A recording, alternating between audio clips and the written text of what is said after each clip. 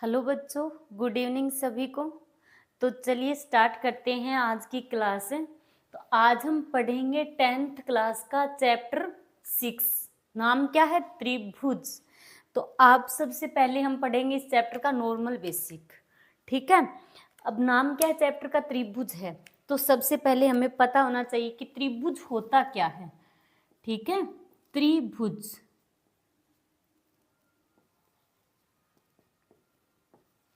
त्रिभुज क्या होता है?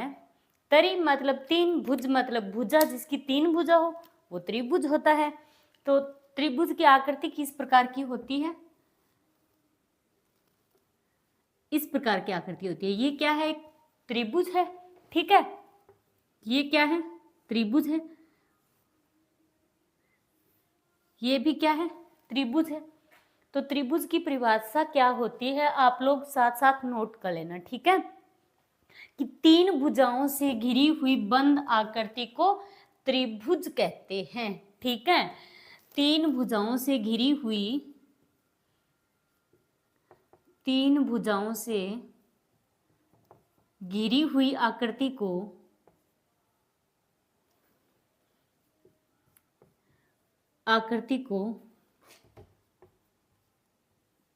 तीन भुजाओं से घिरी हुई बंद आकृति को, ठीक है, बंद आकृति को त्रिभुज कहते हैं।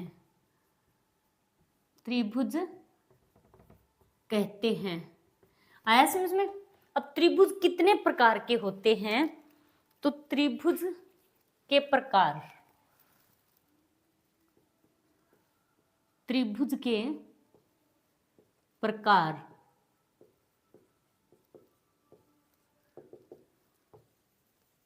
तो त्रिभुज तीन प्रकार के होते हैं। ठीक है। त्रिभुज तीन प्रकार के होते हैं।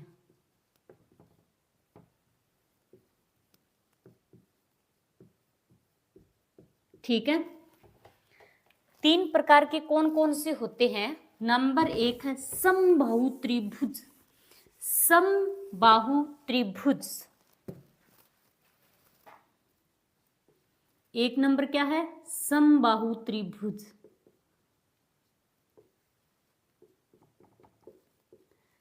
सम मतलब समान, बाहु मतलब भुजा। ठीक है। तो समान भुजा हो जिसकी, तो समबाहु त्रिभुज कौन सा होता है? वह त्रिभुज जिसकी सभी भुजाएं समान हो। ठीक है। समबाहु त्रिभुज कहलाता है। ऐसा त्रिभुज या फिर वह त्रिभुज जिसकी, वह त्रिभुज जिसकी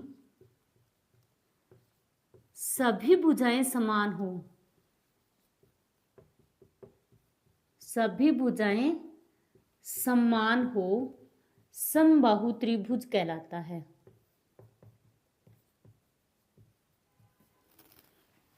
समबाहु त्रिभुज कहलाता है। अब ये कोई त्रिभुज है। ठीक है। अब इसका नाम है ए, बी और सी। ठीक है। तो समबाहु त्रिभुज कौन सा होता है? वह त्रिभुज जिसकी सभी भुजाएं समान हो। तो मतलब ये जो त्रिभुज है इसकी भुजा ए बी भुजा बराबर होगी बी सी के, और बी सी भुजा बराबर होगी सी ए के या ए सी। तो मतलब इसकी तीनों भुजाएं क्या है? आपस में बराबर है। तो ऐसा त्रिभुज क्या कहलाता है? समबाहु त्रिभुज। क्लियर? नंबर दो, समद्विबाहु त्रिभुज। समद्विबाहु त्रिभुज। समद्वि बाहु त्रिभुज। समद्वि मतलब सम मतलब समान, द्वि मतलब दो, भुजा मतलब बाहु मतलब भुजा। ठीक है।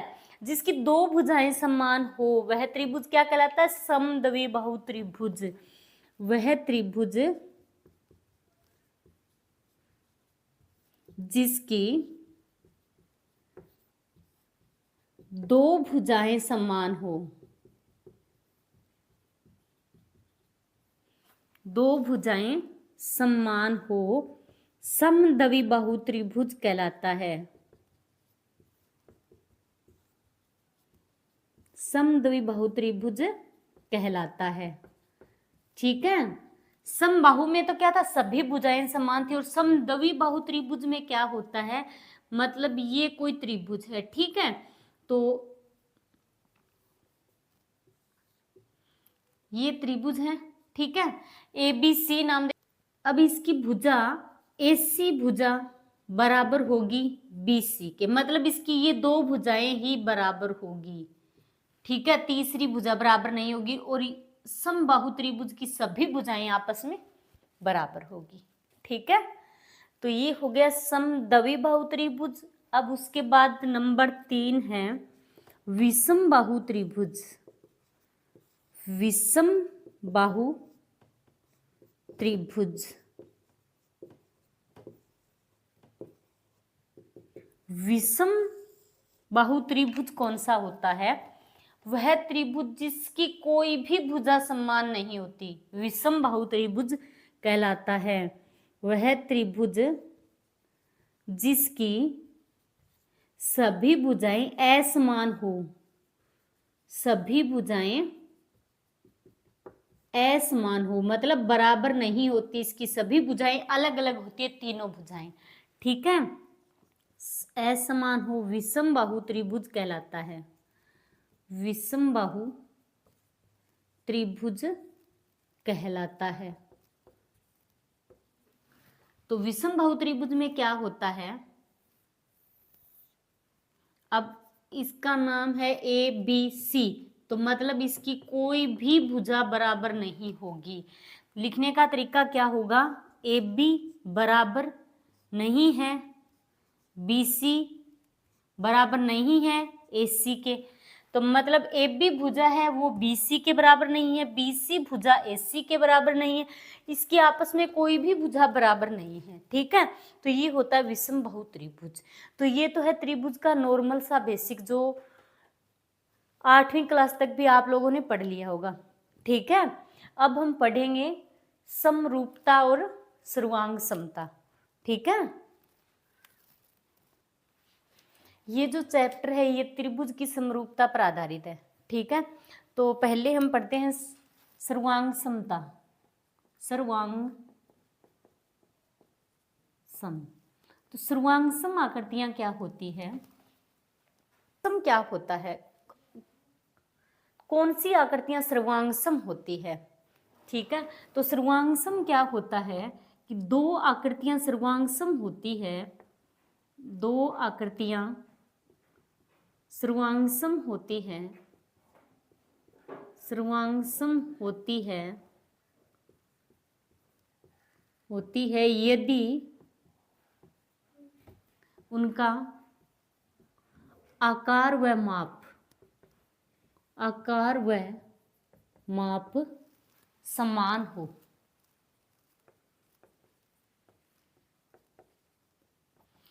दो आकृतियां सर्वांग सम होती है यदि उनका आकार व माप समान हो। ठीक है, जैसे समान लंबाई वाले वर्ग, समान लंबाई की भुजा वाले वर्ग। अब कौन सी आकृतियां सर्वांग सम होती है, जिनका आकार भी समान होता है, माप भी समान होता है। ठीक है, जैसे समान लंबाई की भुजा वाले वर्ग, एक तो ये वर्ग है। ठीक है, एक ये वर्ग है।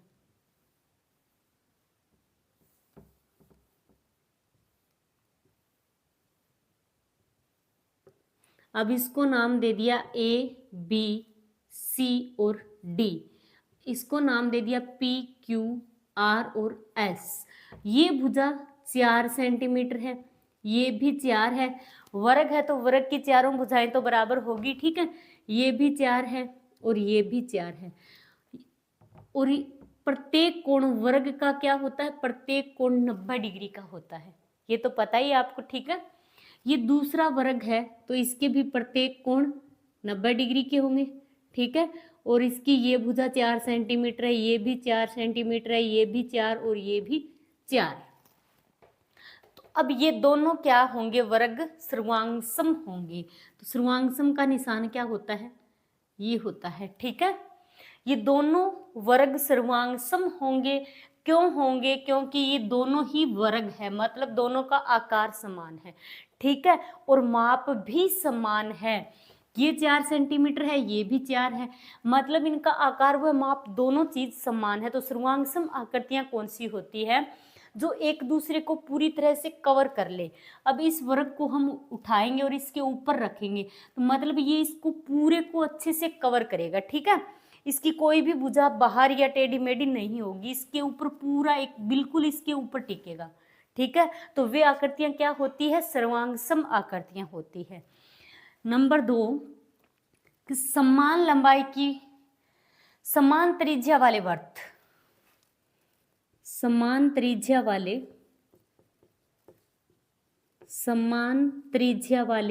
वर्त, समान त्रिज्या वाले वर्त।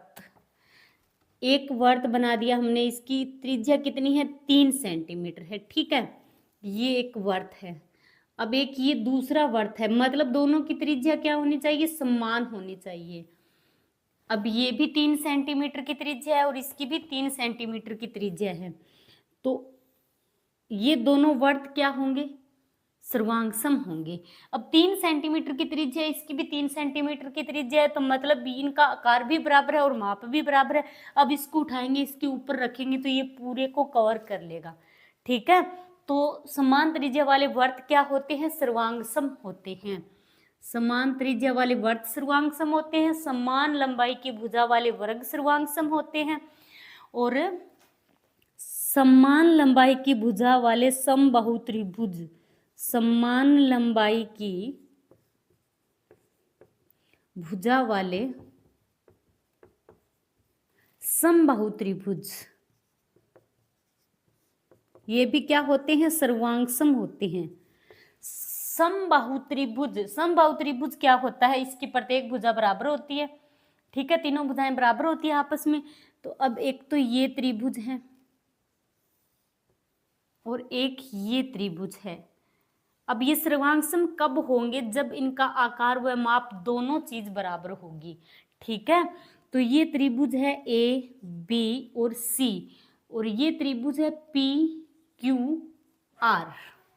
अब इसकी ये भुजा 4 सेंटीमीटर है, ये 4 सेंटीमीटर है, और नीचे वाली भुजा 5 सेंटीमीटर है, और इसकी भी ये भुजा 4 सेंटीमीटर, ये भी 4 सेंटीमीटर, और ये नीचे वाली भुजा है 5 सेंटीमीटर।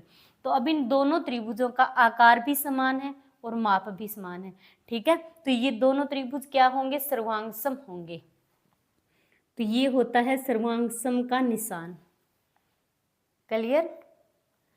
तो आया समझ में कि सर्वांगसम आकृतियां कौन सी होती है, जिनका आकार व माप दोनों ही समान होते हैं, सर्वांगसम आकृतियां कहलाती हैं, ठीक है।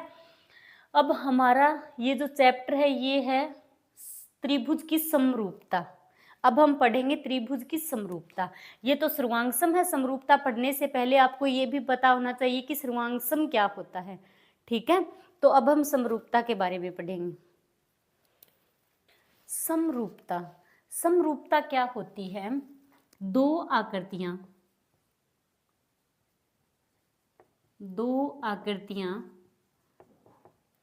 जिनका आकार तो समान हो, आकार तो समान हो, परंतु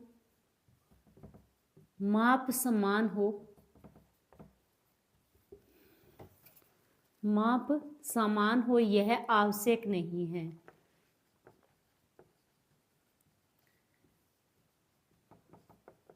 तो समरूपता क्या होती है कि दो आकृतियां जिनका आकार तो समान हो परंतु माप समान हो यह आवश्यक नहीं है। तो समरूप आकृतियां वे होती है जिनका आकार समान होना चाहिए, ठीक है, माप समान हो या ना हो, ठीक है। जैसे सभी वर्ग क्या होते हैं, समरूप होते हैं। तो सभी वर्ग समरूप होते हैं।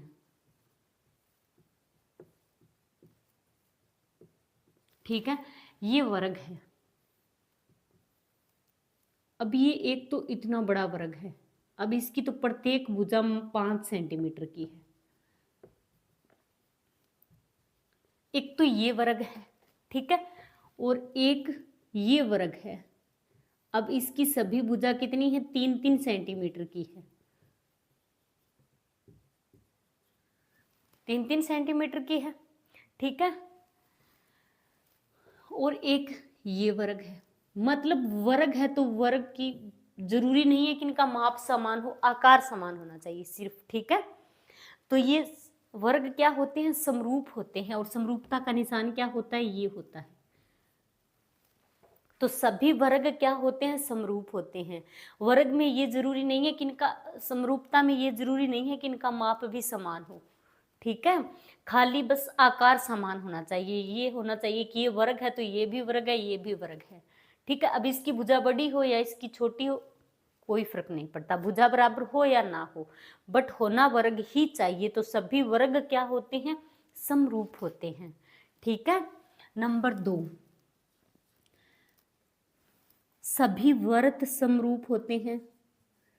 सभी वर्त समरूप होते हैं।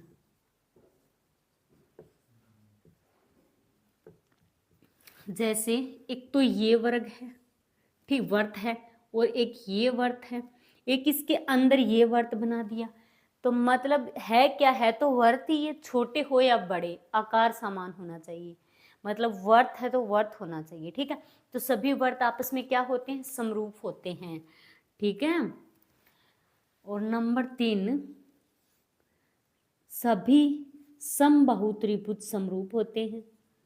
सभी समबाहु त्रिभुज समरूप होते हैं। अब इनका आकार समान होना चाहिए, माप समान हो या ना हो, ठीक है। अब एक तो ये समबाहु त्रिभुज है, ठीक है, एक इतना बड़ा ये समबाहु त्रिभुज है, ठीक है, और एक ये है। तो है क्या? ये समबाहु त्रिभुज है।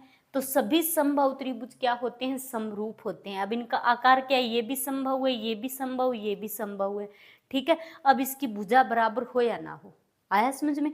तो ये होता है समरूप आकृतियां, ठीक है। अब एक बात आप नोट लगा के लिख लेना कि सभी सर्वांगसम आकृतियां समरूप होती है, ठीक है। सभी सर्वांगसम आकृतियां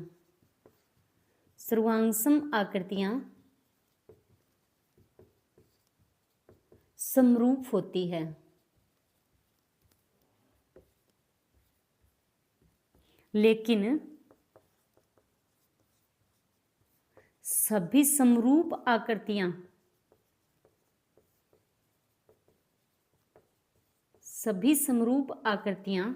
सर्वांगसम हो यह आवश्यक नहीं है। सर्वांगसम हो यह जरूरी नहीं है।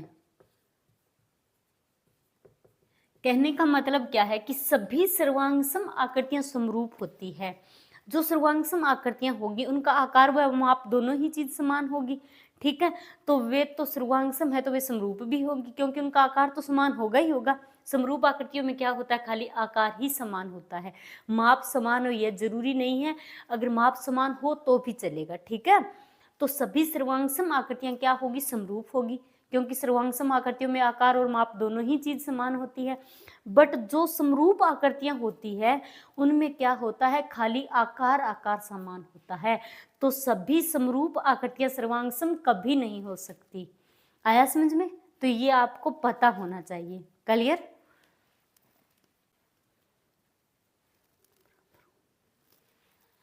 अब क्या है कि भुजाओं की समान संख्या वाले बहुभुज समरूप होते हैं। कब होते हैं?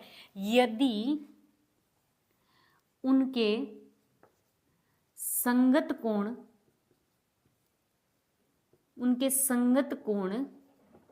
सभी संगत कोण लिख दो, ठीक है, कि उनके सभी संगत कोण बराबर हो।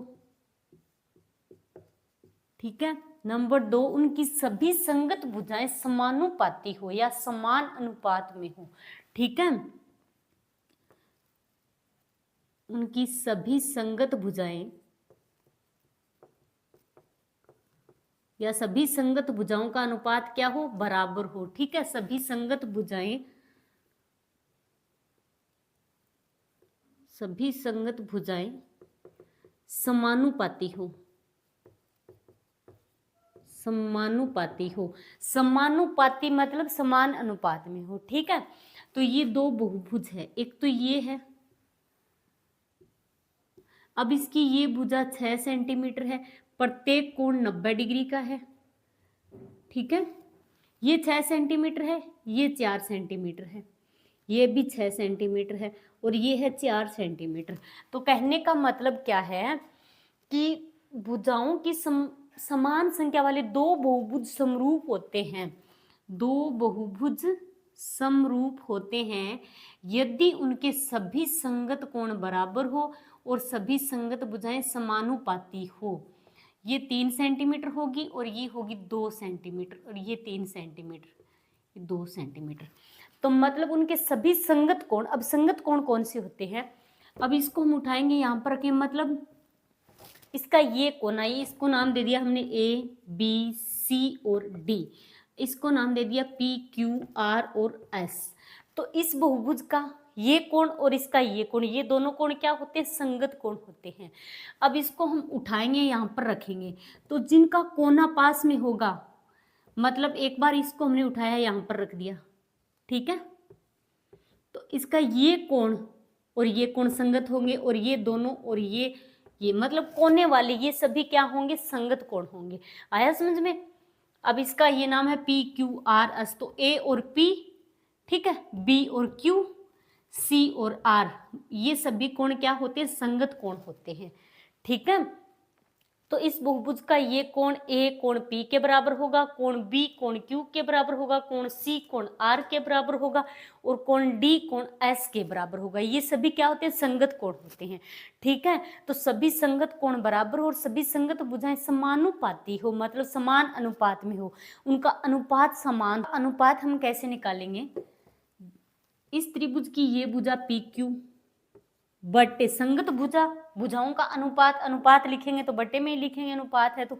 ठीक है, पी क्यू, इस भुजा का पी क्यू बट्टे ये भुजा, इसकी संगत भुजा कौन सी होगी, ए बी होगी, बराबर पी क्यू बट्टे ए बी लिख दिया। ठीक है, अब ये है क्यू आर, तो क्यू आर की संगत भुजा कौन सी होगी, बी सी होगी, तो बी सी लिख दिया। ठीक है, पी क्यू भुजा कितनी है, पी क्यू है 3 सेंटीमीटर, तो 3 लिखो, ए बी कितनी है 6, तो 6 लिखो, बराबर क्यू आर 2 है, बी सी कितनी है 4 है, तो ये कटेगी, 3 एकम 3, 3 दूनी 6, 2 एकम 2, 2 दूनी 4, तो इनका अनुपात क्या आ गया, 1/2, 1/2, मतलब इनका अनुपात बराबर है। ठीक है, अब आप इन दोनों का भी निकालोगे तो 1/2, 1/2 ही आएगा। तो इनकी संगत भुजाओं का अनुपात क्या होता है, बराबर होता है। ठीक है, वही होती है समरूपाकृतियां। क्लियर। अब हम पढ़ेंगे त्रिभुजों की समरूपता, त्रिभुजों की समरूपता।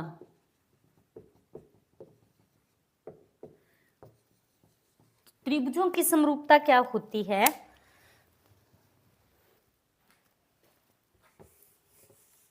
दो त्रिभुज समरूप होते हैं,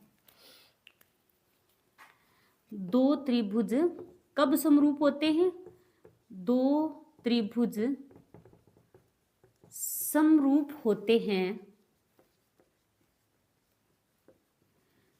यदि उनके संगत कोण बराबर हो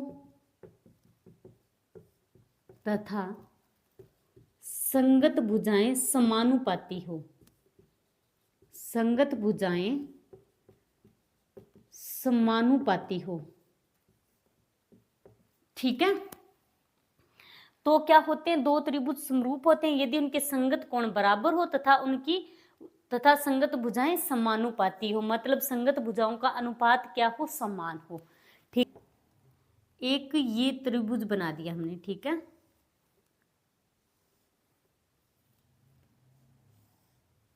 और एक ये त्रिभुज बना लिया। अब इसको नाम दे दिया हमने ए, बी और सी, इसको नाम दे दिया पी, क्यू और आर। ठीक है, अब ये दोनों त्रिभुज समरूप कब होंगे? जब इनके संगत कोण बराबर होंगे। मतलब ये जो कोण है ए, ये कोण पी के बराबर होना चाहिए, संगत कोण यही होते हैं। ठीक है, शीर्ष वाले कोण। तो कोण ए कोण पी के बराबर होना चाहिए, और कोण बी कोण क्यू के बराबर होना चाहिए, और कोण आर कोण सी के बराबर होना चाहिए। शीर्ष संगत कोण कौन से होते हैं? शीर्ष वाले कोण। ठीक है, शीर्ष कोण। तो मतलब कौन कौन से कोण? कोण ए कोण पी के बराबर होना चाहिए, कोण ए कोण पी के बराबर होगा, और कोण बी कोण क्यू के बराबर। ठीक है, और कोण सी कोण आर के बराबर। कोण सी कोण आर के बराबर होगा। ये होते हैं शीर्ष कोण। ठीक है, मतलब इनके शीर्ष वाले सभी संगत कोण बराबर होने चाहिए। संगत कोण कौन कौन से होते हैं? कोण ए कोण पी का संगत होगा, बी कोण क्यू का संगत होगा, और कोण सी कोण आर का संगत होगा। तो ये संगत कोण क्या होने चाहिए? बराबर होने चाहिए। ठीक है, अब इस त्रिभुज की ये तो भुजा है 3 सेंटीमीटर, और ये भुजा भी है 3 सेंटीमीटर। ठीक है, अब ये भुजा है इसकी 4 सेंटीमीटर, तो इसकी ये भुजा 6 सेंटीमीटर, ये भी 6 सेंटीमीटर, और ये है 8 सेंटीमीटर। तो अब हम इनका अनुपात निकालेंगे। ठीक है, अनुपात कैसे निकालेंगे? ए बी भुजा है जो, तो ए बी बटे ए बी भुजा की संगत भुजा कौन सी होगी? ए बी की संगत भुजा पी क्यू होगी। तो ए बी बटे पी क्यू, संगत भुजाओं का अनुपात। संगत भुजाएं समानुपाती होती है, या फिर संगत भुजाओं का समान अनुपात होता है। अनुपात में दे रखा है तो बटे में लिखेंगे। ठीक है, तो ए बी बटे पी क्यू बराबर बी सी बटे क्यू आर होगा। बी सी की संगत भुजा कौन सी है? Q R. तो बी सी बटे क्यू आर बराबर, अब ए सी भुजा की संगत भुजा कौन सी है? P R. तो ए सी बटे पी आर। ठीक है, ए बी भुजा कितनी है? 4 सेंटीमीटर, तो ए बी की जगह 4 बटे पी क्यू। पी क्यू भुजा कितनी है? 8 सेंटीमीटर, तो 8 लिखो बराबर। बी सी कितनी है? बी सी 3 है, तो 3 लिखो। क्यू आर 6 है, तो 6 बराबर। ए सी कितनी है? 3। पी आर कितनी है? 6। ठीक है, ये इन भुजाओं का अनुपात है। अब ये कटेगी तो 2 आएगा, अब ये कटेगा तो 2 आएगा। ठीक है, ये भी 3 से कटेगा तो 2 बार कटेगा। तो इनका अनुपात क्या आ गया? 1/2 बराबर 1/2 बराबर 1/2।